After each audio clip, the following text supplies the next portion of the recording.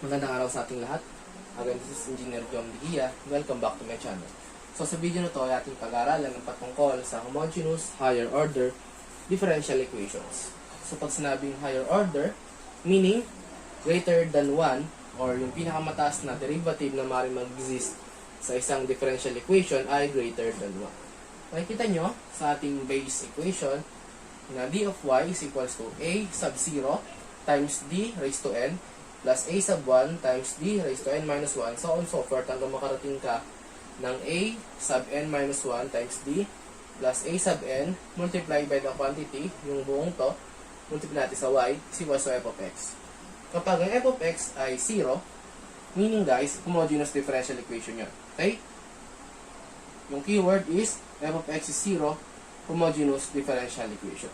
Pag not equal to 0, meaning mas mataas ang value kasi sa 0, non-homogeneous na po siya.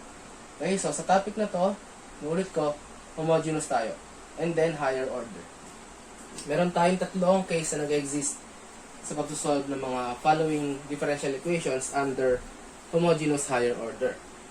Okay, case 1, ino-obtain natin kasi guys dito yung mga roots. Okay, yung m sub 1, m sub 2. Okay, so on so forth.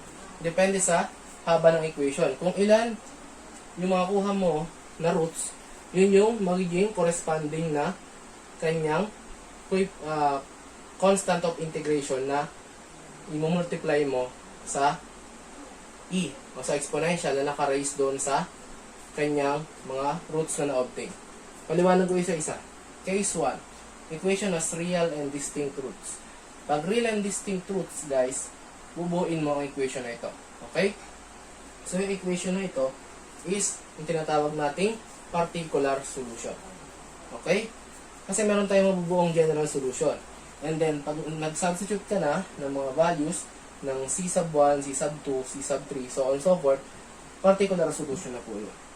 Okay? So, yan. Kuha na natin yan para sa case 1. Sa case number 2, equation has real and repeated.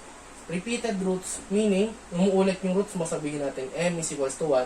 Magating sa m na pangalawa, ang umuulit is 1. So therefore, pag nilapat mo siya sa particular solution, y is equals to c sub 1 times e raised to m times x plus c sub 2 times x times e raised to m 2x. Kaya dudugtong lang.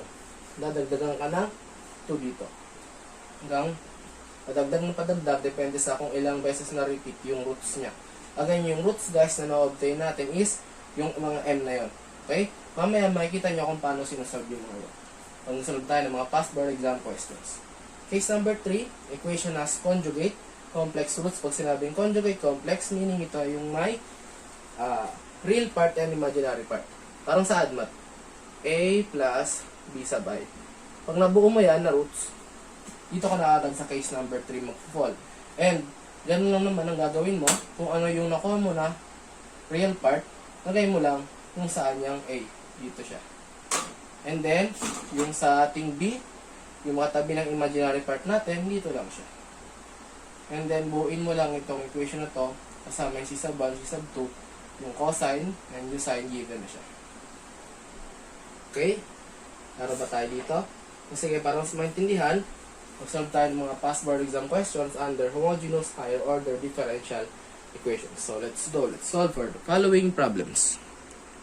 So, for our problem number 1, under homogeneous higher order differential equation, so again, dito guys, kukumpitin natin yung kanyang particular solution na i-obtain natin. Kukunin muna natin yung mga roots na dapat makuha and na nilalapat doon sa ating general solution para ma-obtain natin sinasabi yung pinaka-differential equation niya. Okay? So, sa given natin, d squared y over dx squared minus 5 times dy over dx plus 6y is equal to 0. Papansin nyo, ang highest derivative na nag-exist sa equation ay 2. So, meaning higher order na po siya. Okay? Bakit naging homogeneous? Kasi equals to 0. Again, f of x, kapag equals to 0, meaning homogeneous po ang ating differential equation. So, let's solve for this problem. So, past board exam problem ito. So, solution for this is ganito. Una mong gagawin is ilapat mo siya into capital letter D. Lahat na makikita mong derivatives na nag-exist sa problem. So, dito, makikita nyo, so, since naka-second derivative ka, gawin mo yan, d squared. Or d na malaki na naka-raise to 2. So, yun yung pattern. Minus 5. So, dito is d. Kasi, first derivative lang siya. Okay, next mo gagawin, plus 6. And then, i-enclose mo siya, open close parenthesis, multiply mo sa y. Kasi makikita mo, lahat yan, with respect to y ang kanyang derivative. Next mo gagawin, equals to 0 mo, syempre. So yan, ilapat mo na yung sinasabing roots dito.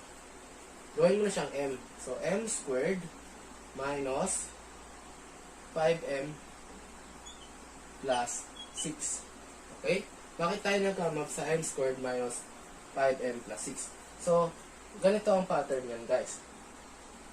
So, yung m, kakorespond siya, depende sa raise nitong ating d. So, makita nyo, kapag d squared yan, d squared y, di ba ang d squared y equal lang naman siya dito? Yan, yun din yun, di ba? So, meaning, pag dinasigit mo siya sa m or sa root, magiging m squared na siya. So, just like this, so, ang ating 5 dy, magiging 5m lang siya.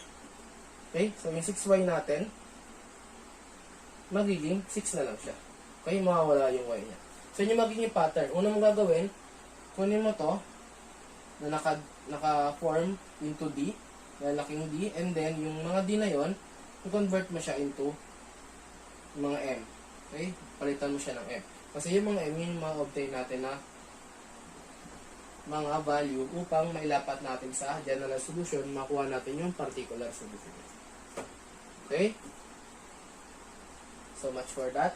So balik tayo dito sa ating problem.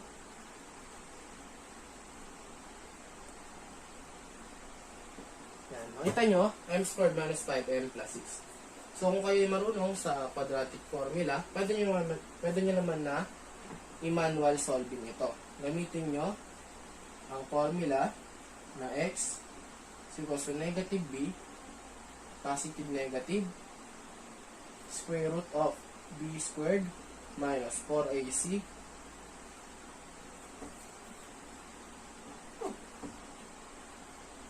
all over 2a.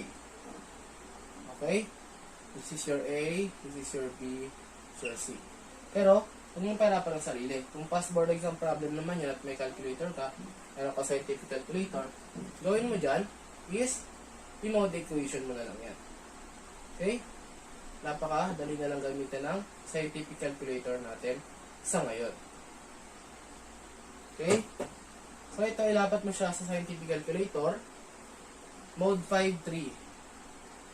Okay? Kung ang gamit nyo calculator ay 570ES ng Casio, mode 5.3 kayo. Or kapag canon, dapat alam nyo kung paano ilapat ito, equation na to para makuha nyo yung roots niya. Kung nag-mode 5.3 ka sa FX570ES ng ating Casio, so lalabas na roots mo ay, yung roots mong lalabas is 3, 2. Meaning, ito yung m sub 1 mo, ito yung m sub 2 mo. So, therefore, saan magpo-fall itong equation na to? So, since ako natin magkaibang root, magpo-fall siya into case number 1. So, sa case number 1, guys, inuulit ko, equation has real and distinct roots. So, ang forma ng equation kapag real and distinct roots ka is y is equal to c sub 1 times e raised to m sub 1 x plus c sub 2, okay, times e raised to m sub 2 times x. Kaya, ilalapat mo yung values ng m sub 1 sa m sub 2 dito sa ating general solution para makuha may particular solution. So, c sub 1, okay, times e raised to 3x plus c sub 2 times e raised to 2x. So, therefore, guys, ito ang ating solution for this problem. Okay? Kinuha natin yung corresponding differential equations niya gamit yung case number 1. Okay, itong nakabox, guys, ito yung ating final answer. Okay, this is your particular solution. Okay? So, let's go for problem number 2 upang mas magets natin kung paano sinusolve yung problems under homogeneous higher order differential equations. So, next problem, y double prime minus 8y prime plus 16y is equals to 0. Again, homogeneous higher order differential equation. Itong given natin. Okay, so i-rewrite natin siya, guys. Okay, kapag y double prime, syempre is second derivative siya. Ito, first derivative, and ito, okay, nasa base, base equation tayo, or base na variable tayo.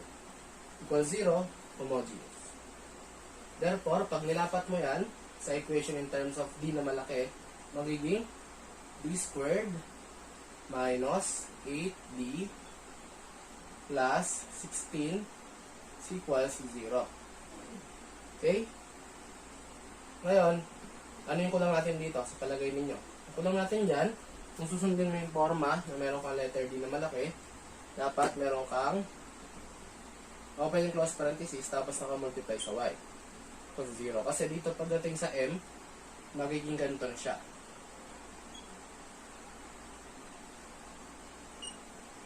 Okay? Inulit ko. Gawin mo munang ganito, yung function mo or equation mo, and then ilapat mo siya sa ganito in terms of m. Okay? And then, get the roots. So, again, guys, mode 5-3. Mode 5-3 in your scientific calculator. So, therefore, if you perform mode 5-3 or mag-manual solving ka dyan para makuha mo yung roots, lalabas na roots mo, ang m sub 1 mo dyan is 4. Tapos, ang m sub 2 mo ay 4 again. Ngayon, titingnan mo, saan magpo-fall itong case na to. Okay? Again, saang case siya magpo-fall. Itong ating mga roots. Makita nyo, pares lang naman. So, yan ay real and repeated roots. Okay? Real numbers kasi siya and therefore, repeated roots pa siya kasi umunit lang naman.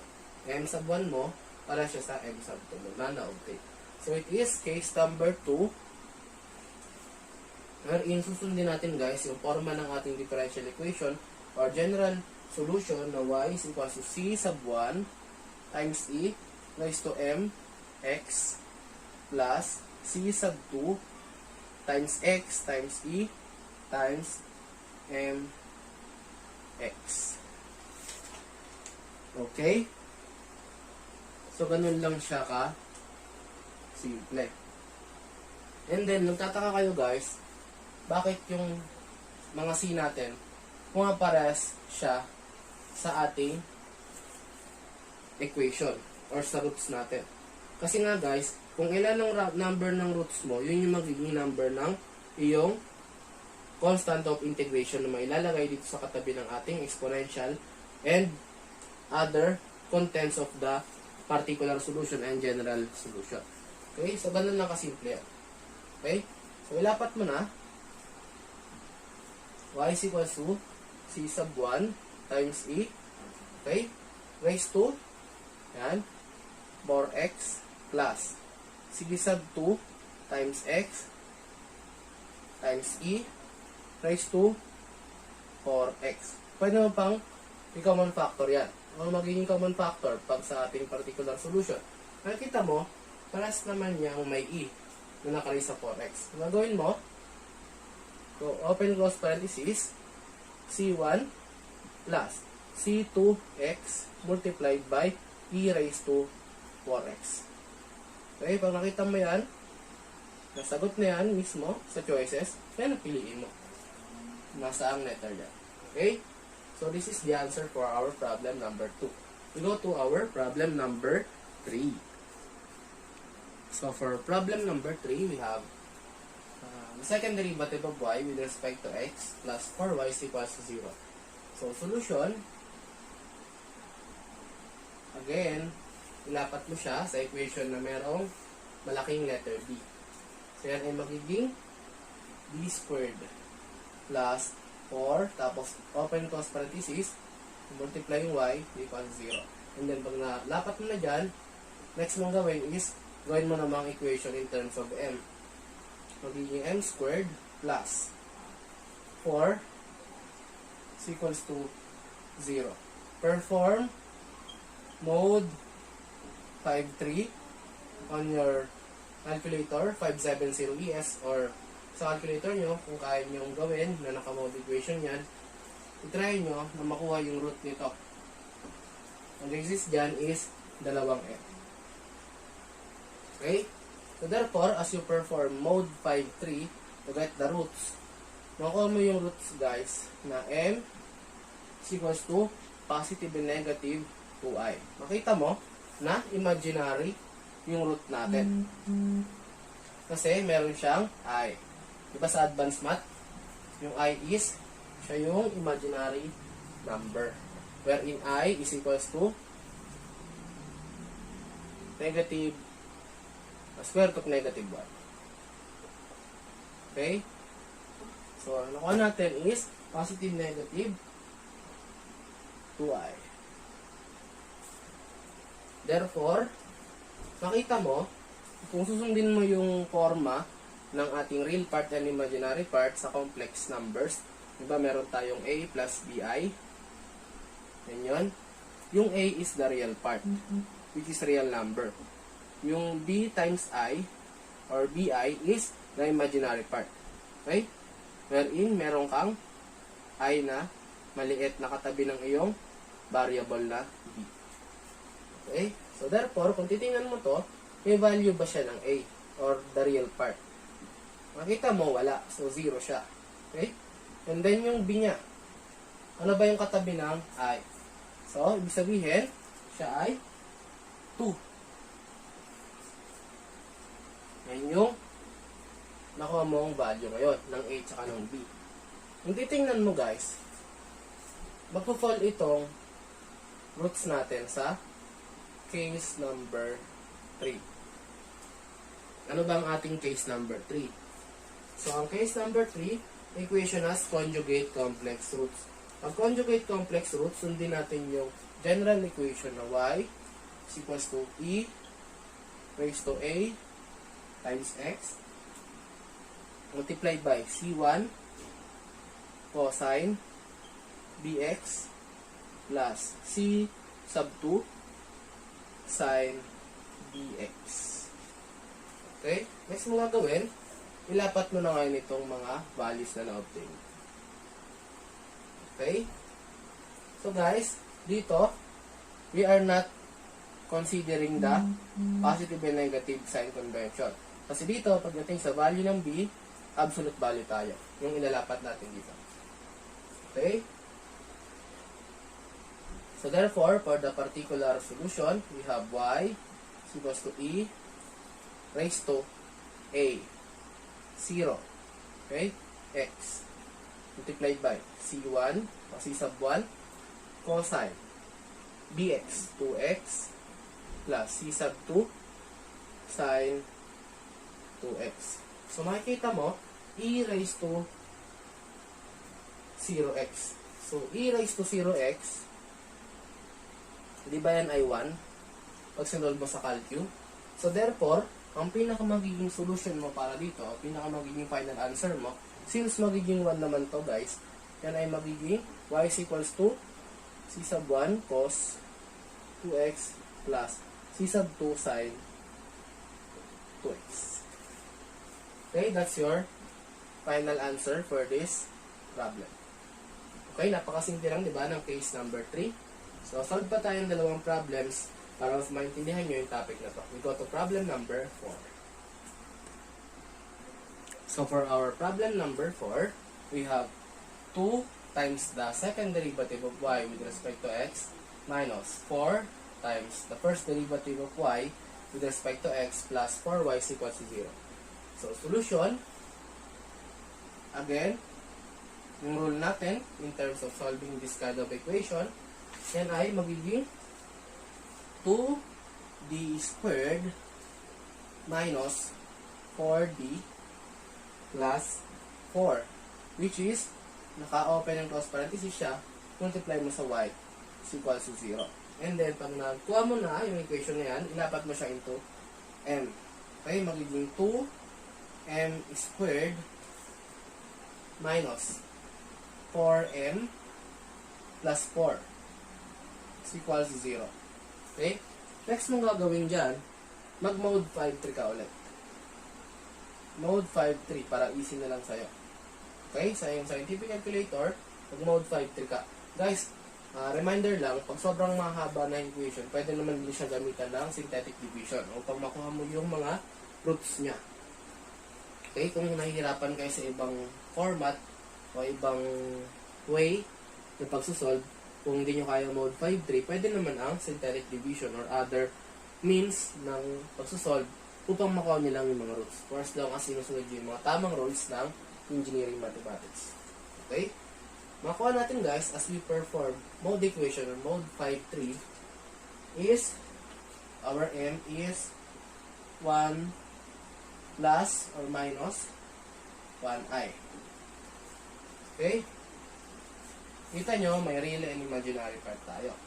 So, therefore, we have our a is 1 and b is also 1. So, magpo-fall siya saan? This will fall into case number 3. Inuulit ko guys, ang case number 3, equation has conjugate complex roots. Okay? Complex roots. Meaning, susundin natin guys yung forma na equation na y is equals to e raised to a times x multiplied by the quantity of c1 cosine bx plus c sub 2 sine bx. Okay? Parenthesis yan. Sabarin natin. Sabarin natin siya. Ayan. c2 sine bx. Sundin mo tong format to para makuha mo yung particular solution niya. So, lapat natin, y is equals to y is equals to e raised to a times x. So, magiging e raised to x na lang yan. Multiplied by c1 cosine bx cosine x plus c sub 2 sine x.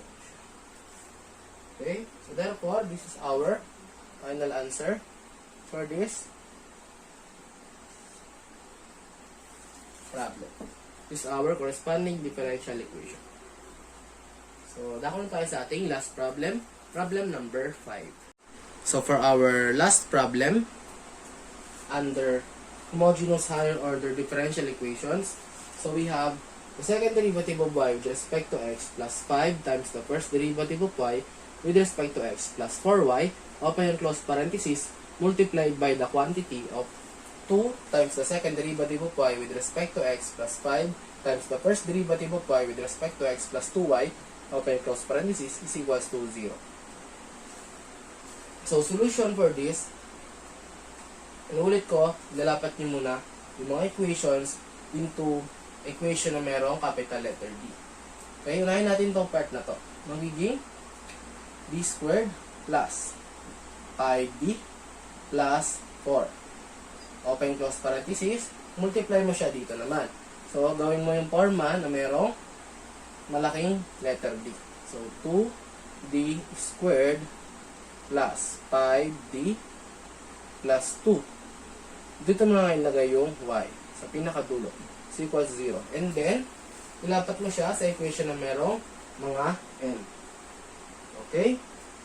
So, ito yung magiging m squared plus 5m plus 4 multiplied by 2m squared plus 5m plus 2 is equals to 0. Okay? Kung makikita mo, pag pinag-multiply mo to, hahaba yung equation mo. Okay? So, talagang kailangan dumaan ka sa process na ganun. So, kung mabilis ka lang naman, yung process ng utak mo in terms of distributing the following variables to the other variables na kabilang side ng equation, mabubuo mo yung pinakamabang equation na yun, and then, gagawin mo? Next mo gagawin, is ilapat mo ngayon sa mode equation or mode 5-3. Okay? Mode 5-3 or mode equation. Pag nag-mode equation ka dyan guys, sa iyong scientific calculator, ma-obtain mo ngayon yung mga roots ng mga to. So, 4 na roots to. We have m sub 1 is negative 1. We have m sub 2 is equals to negative 4. We have m sub 3 is equals to negative 1/2. And m sub 4 is equals to negative 2. Saan magpo-fall ngayon itong mga to? Saang case? Okay, magpo-fall yan sa case number 1, which is equation has real and distinct roots. Okay? So, case number 1. Ano ba ang case number 1 natin? Ang forma ng case number 1. Okay, so y is equals to c sub 1 times e raised to m sub 1 x plus c sub 2 times e raised to m sub 2 x. Since 4 yan guys, madadagdagan lang ngayon ito. Ito yung sinasabi ko na hindi lang magpo-focus sa dalawang constant of integration. Madadagdagan siya for as long as ilan yung roots mo sa iyong equation. Okay? Kaya magiging, nagkakaroon ka ng c sub 3 times e raised to m 3x plus c sub 4 times e raised to m 4x. Okay?